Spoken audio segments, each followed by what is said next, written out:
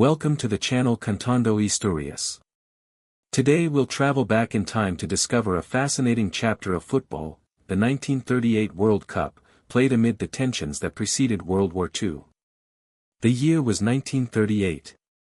Europe was living through dark days. Authoritarian regimes were rising, war was approaching, but for a few weeks, the world turned its eyes to the fields of France, host of the Third World Cup. The tournament began already marked by politics. Spain, immersed in its civil war, could not participate. Austria was annexed by Nazi Germany and its national team simply disappeared.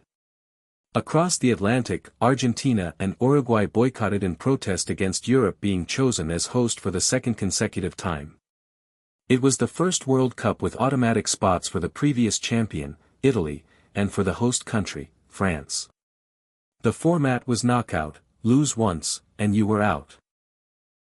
In total, 15 teams competed across 10 stadiums spread throughout France.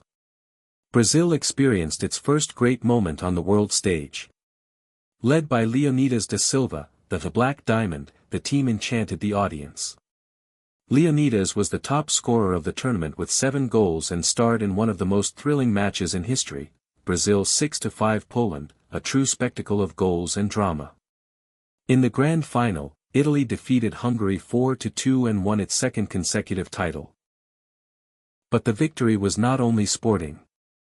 Benito Mussolini's fascist regime used the triumph as political propaganda, showing how football could be manipulated in times of war. The 1938 World Cup was the last before World War II. The next tournament would only take place 12 years later, in 1950.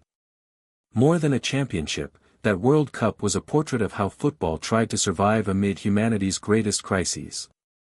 Between bombs and fiery speeches, football showed its strength, passion, unity, and hope, even as the world marched into darkness. This was the story of the 1938 World Cup.